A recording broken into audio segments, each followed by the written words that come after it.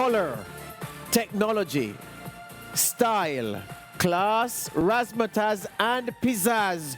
Just some of the things that come to mind to describe what was, by all accounts, a most spectacular opening to a Winter Olympics. Yes, the men and women from Beijing have set the bar at an all-time high with an event that I am guaranteeing you will live long in the memory from those all who saw it. It was something that was to behold. The Winter Olympics officially opened following an opening ceremony par excellence a few hours earlier. So this is Winter Prime as we look at the exploits of Caribbean athletes and of course bring you the games in full from Beijing in China, the Winter Games. We did it with the Tokyo Olympics in Japan last year in 2021, and we're doing it with the Beijing Winter Olympics because of course, you know, as I've always said, the former U.S. president, who isn't eminently quotable, but he did say one thing that I found use for in my everyday work. Bigly, we're doing it bigly where the Olympics are concerned. So I'm here today, not alone. I have Audrey Degree with me. She's a Jamaican bobsledder. She ought to have been in Beijing, but circumstances dictated that she's sharing the stage with me. Yeah. I have Anil Roberts, who's on Zoom, who's going to come in, but Audrey, I have to give you first crack. First of all, thank you for being here. Oh, thanks for having I know me. you'd rather be elsewhere, but you learned that being in the company of George is not such a bad thing. It's not at all. It's not. So tell me about it from the perspective of watching that opening ceremony. Did you feel a pang of regret? Did you feel like perhaps an opportunity missed? Did you think that you ought to have been in Beijing participating rather than sitting where you were watching it? Yes, I think I was. I should have been there, but no regrets whatsoever. But you know, my team represent, and I'm proud of them. I was happy to watch them, even though I wasn't there. You know, they bring the Caribbean flavor to the stage, which I love. And yeah, they represent real well. Yeah. Yeah. So tell me, describe for me, you know, what you felt. This is a question people like to ask athletes. You know, what were you feeling when you're running down the backstretch? From your days at home with technical people would ask you that question. Yeah. You're like, no, I was just running. But anyway, so what did you feel? Because you must have felt something. When you saw them walk out, you saw the flag. Yeah. And you must have said, well, I could have been there as well. What was going through your mind? I was like, it was getting realer each day.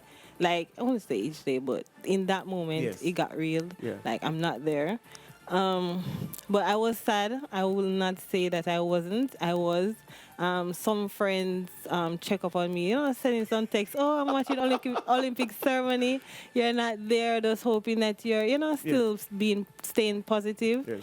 And, you know, I love that. But, yeah, I was sad. But, yeah, I will live. I know it's a huge time difference between here and Beijing, of course, but Yeah. did you fire off any messages to the people? Did you exchange any messages with anybody there? No, not I yet. just retag and post Yes. them and, you know, say it's a proud moment, missing you guys. You know, they're saying, oh, we miss you too. And, you know, yeah. Yeah, I know I egged the pudding with my intro Yeah. about what I feel the Beijing Games and the opening ceremony should be Yeah. rated as. Yeah. But tell me now, you were there, you compare this to Pyeongchang, yeah?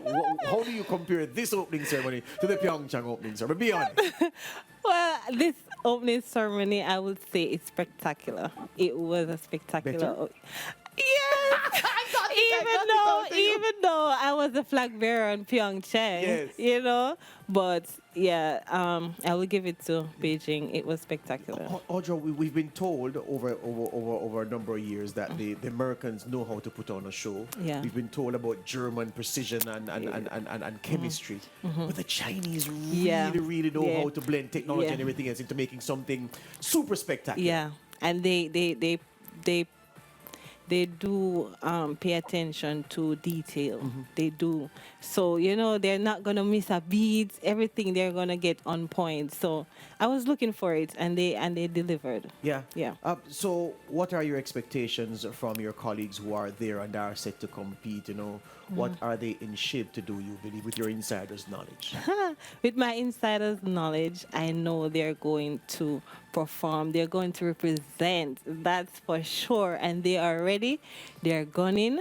And it's been a dream for all the guys. I mean, first timers for most of them. Yes. So, you know, this is the moment for them, and I know they're going to make use of the opportunity that was given. So, Yeah. So if I may ask you about, all right, let's talk about a Finland Victorian in the monobob Yeah. and the kind of, before we talk about the athlete, tell us something about the person. What is it that makes this person, this lady, a special person before we talk about the athlete? Listen, Jasmine, I'm honored.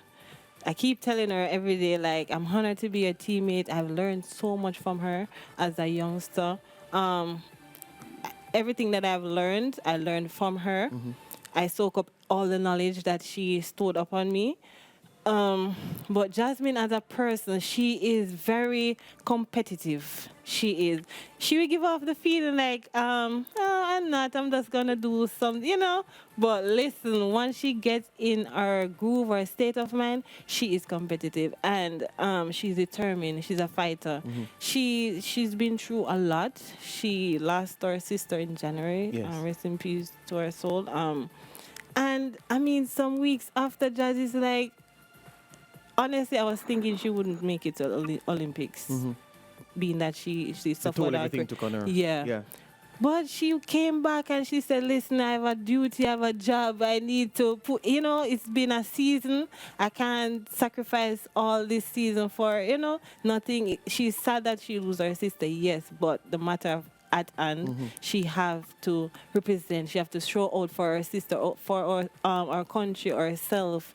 So she's a fighter, she's a go-getter, she's a competitor, so she's gonna use experience and put it on the track. I often think of the bobsled event, Audra, as almost like a man with a sword or a woman with a sword, a swordswoman or a swordsman. So they say in the martial arts that you are at your best with a sword, wielding that implement, when you become one with the sword. So here's the thing now. 4 men, 1 bobsleigh. So 4 men will have to combine with 1 bobsleigh to make 1 unit down the ice. I say that to ask you about the men and their prospects. What can they potentially do? Talk to me about them. Guys, so the field is open for the guys, I would say, for the top 10. I'm expecting the guys to show up in the top 10 for the country. What would I say? The board have shuffled a little bit with the guys. So I'm hoping that they do their dry runs and they prepare behind the scene for the moment, because it's on the day is everything that counts. Everyone has to be on the same path. Everyone has to connect. Everyone has to be on the same level, the same goal. Because if someone doesn't, you know, do what they're supposed to do, everything can just fall apart right then. This image behind us of these 2 men in lockdown in Britain, pushing a car around the streets in their community in Peterborough, England, was one of the images of lockdown.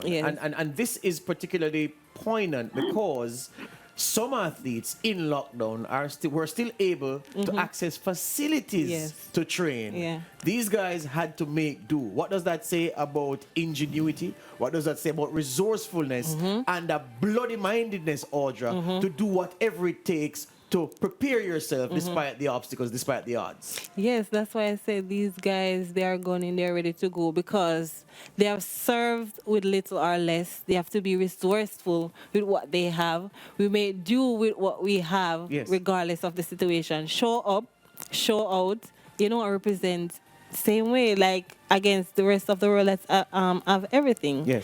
So they are ready to go. I'm proud of them because they all make sacrifices. They have came a long way. Years of preparation. So I'm expecting a lot from them. In 1988, when Jamaica first did this thing, qualifying a team for Winter Olympic Games, and we know the story of the Stokes brothers and their colleagues. and Calgary became a milestone, a point in the sand. Jamaica put down its, not in the sand, in the snow, beg your pardon. Yes. We put our marker in the snow, Calgary. And if you draw a line from Calgary through to this point, Audra, the legacy is rich. Do we have athletes who can enrich that legacy for the cycle, the next wave of athletes to come, you think? I would say we do have a few athletes. The federation goal is all to build for the next Olympics from now, not the year before or 2 years before, from now. So yes, they still have guys that are on the team still that are still looking forward to the next Olympics, which is being in Italy. So yes, I think we still have that legacy to carry on for the next wave of athletes. Yeah. Anil Roberts, Calgary 1988. It was that legacy moment, not just for Jamaicans, but for so many people from tropical countries. There are many athletes from tropical countries representing at these Olympics. And I say this one to you, Anil.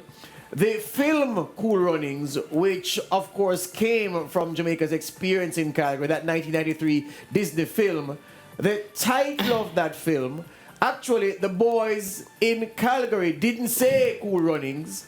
Cool Runnings came about from 1981 from Bunny Livingston's hit song, Cool Runnings. It became part of the film, and Cool Runnings has become synonymous with what we did at Calgary in 88. The point of saying all of that, my friend, is to talk about history and the tapestry of history, layer and layer of achievements, making the history rich and giving youngsters something to aspire to. Calgary has been a watershed moment or an ice shed moment for the Caribbean in more ways than we can articulate, my friend. Most definitely. And Calgary is to us in the Caribbean what Anthony Nesty in 1988 was for black swimmers winning gold in 1988 Seoul, Korea. Because sometimes we don't believe that we can do things that we do not see. When you see athletes performing, they take on the image of those who have gone before, the success. So you will see in Jamaica, in the Caribbean, we have lots of athletes who love to sprint and go into relays and to move forward.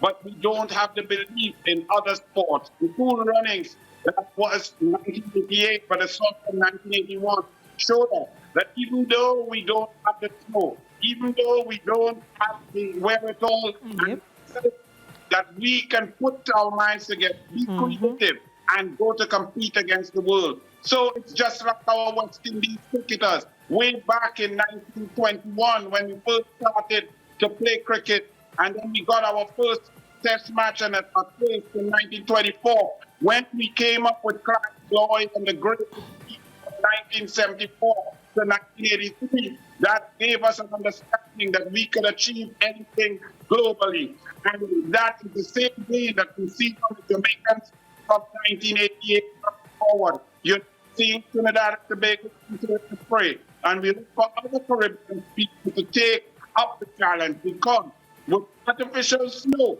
with ice, with indoor arenas, we can get a whole new generation of athletes to take part in ice skating in an indoor rink. We can practice on roller skate.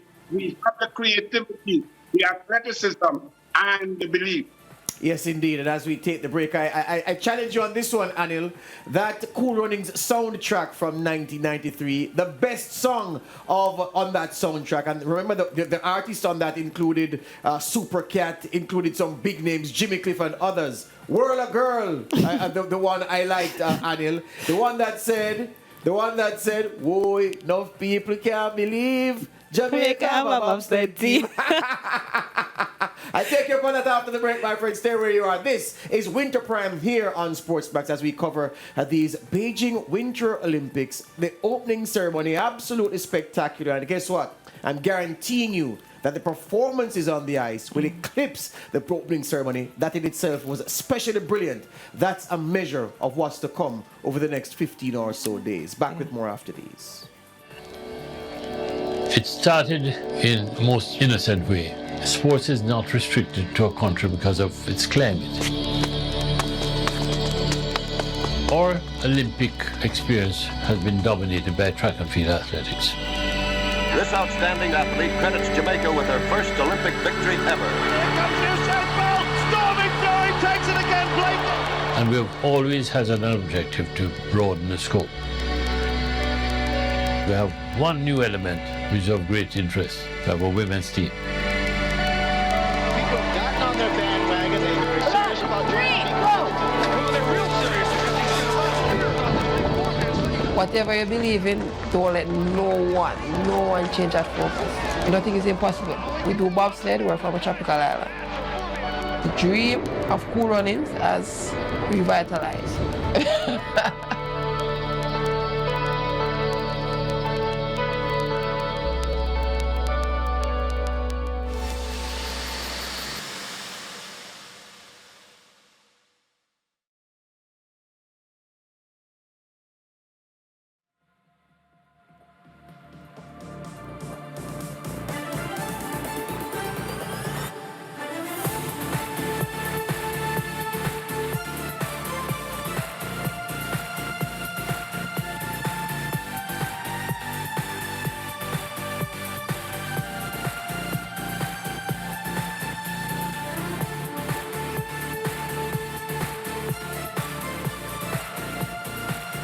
I've had more fun, more enjoyment, and indeed more success in this one season now than I had in my entire career prior. So yeah, when it boils down to it, it's easy to look back on it and say it was the right decision. It's been tricky at times making everything kind of work in such a short period of time. Everything was condensed, obviously because of COVID, but ultimately we've been able to make it happen, and it's been the best thing I've ever done. We knew what was needed of us coming in, and I knew with my experience in years prior that I had the ability to drive us to an Olympic spot. But of course, what I needed then was athletes that would be able to push me and get in the sled with me, both for the races that we've had and also obviously the upcoming Olympics. So that's been the hardest part, is kind of finding guys that have both the attitude and aptitude to get in the sled and for us to perform well. And thankfully we found a few great athletes and accomplished exactly that.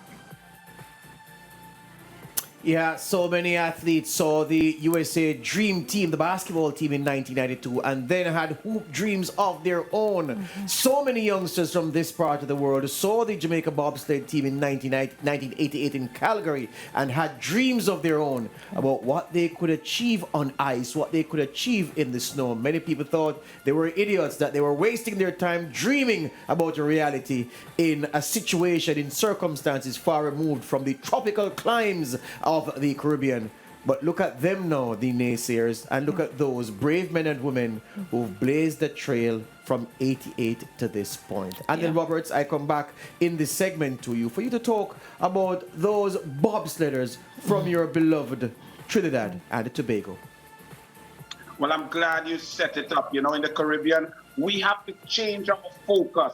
We are accustomed in the Summer Olympics to looking for those finalists. You know, 2012 in Trinidad and Tobago was one of our most successful years ever, with 11 finalists, 1 gold medal, 2 bronze medals. But when you look at the Winter Olympics, we have to change our perspective. Participation really becomes important. We are not going there to attack and reach the medal round. We want a thought performance. You were talking about the combination of the 4-man in Trinidad and Tobago. We the two-man bobsled, but for our Caribbean people, it's like a relay team. You can see a team like Poland in the second field or Japan. They don't have any sprinters who can go under 10 seconds. But when they put guys at 10.2, but their perfection and their symmetry and their battle passing, getting battle around, they can get down to a 38 low or 37 and be in the medal. That's what's necessary now. Trinidad and Tobago was a great athlete with Mr. Marcano. Marcano, who went to QRC College, one of maybe the second best college in Trinidad and Tobago after Patty he went. My dad went to QRC, and he was in track and field. He's a 10.2 sprinter. He ran the 60 meters also. A lot of speed. We had a hurdler but got sick, Michael Thompson. So we have a traditional, competent man who's the pilot and we have a brakeman who's very fast. Now, what are we going to do? We've already looked good. We put together a great performance. They've only been together a short space of time. They weren't together in time to do the practice event in Beijing. So they've been behind the 8 ball coming. But they've got the equipment, they've got the investment, and they've got the experience with their pilots. So we're looking for a good time, soccer runs, to compete. But to see the flag flying in the opening ceremony, red, white, and black, and white ice background, in the brilliant opening ceremony, the best ever in Beijing. It was the best opening ceremony of any winter game with technology and human beings, dancing, creativity, light, computer, graphics. Well done to the government and the Organization of China. And then we have Trinidad and Tobago looking resplendent. And I love all the flag. I wish we could get one of those sparkles, George. Here you are, that, my friend. Well said as usual. Audra, we are about to say goodbye to you. Yes. But before you go, though, talk to me about the ice. Talk to me about the task ahead of these Caribbean athletes, Jamaicans and others. Yeah. And talk to me about what, based on your experience, you know they will be thinking as they go to the start line to compete in their respective events. So the ice is gonna be fast. I heard it's not a fast track, it's a technical track. Which means what? Which means it's not gonna be as fast, it's gonna be more of driving. Yes. And Technique. And not doing too much because you're not going fast. Yes. So they're gonna need to focus on that mostly. When the athletes go to the line, one thing I know for sure is gonna be on their mind is being consistent. Because remember, it's 4 heats and you have to be consistent over the 4 heats. So the person that is most consistent will be the winner at the end. So it's not, one race and it's done. It's 4 races adding up together for one. So the person that is most consistent will be on the podium on the medal day. And the pressure on the athletes.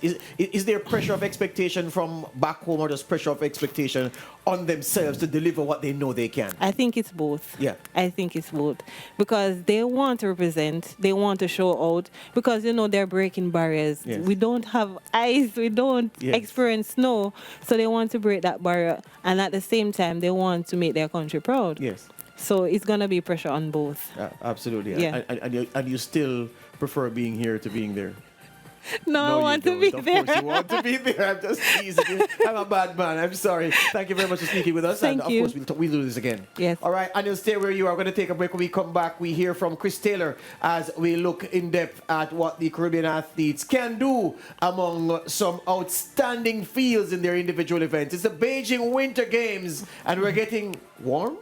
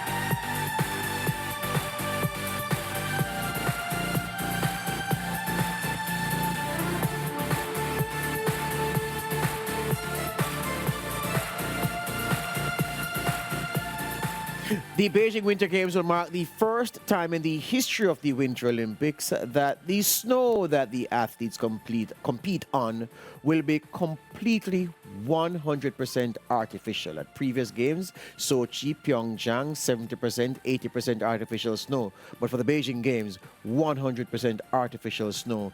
And that could perhaps present a peculiar and particular challenge for the athletes, depending on the event that they're in. And of course, the impact on landing will also be different, because you would expect if you're landing on organic powder, it's a different thing from landing on the powder created by the snow machines that are littered across the countryside in Beijing. The Italian company responsible for the machines say that they are guaranteeing that the resilience of the ice will hold, will not be in question, and that the surface will be true for competition. But just how true? And does that take anything away from what the athletes are set to do? Chris Taylor has joined me in the chair. Joined me in he's in his chair, and Anil Roberts is over there in TNT. So let me go around just go across the link between both men for perspective on the snow. Chris, we touched on that this morning. Just touched on it in the opening ceremony when we were talking about the fact of the artificial snow in Beijing. And you had a perspective that you don't think it will be that big of an issue. Articulate that point for me.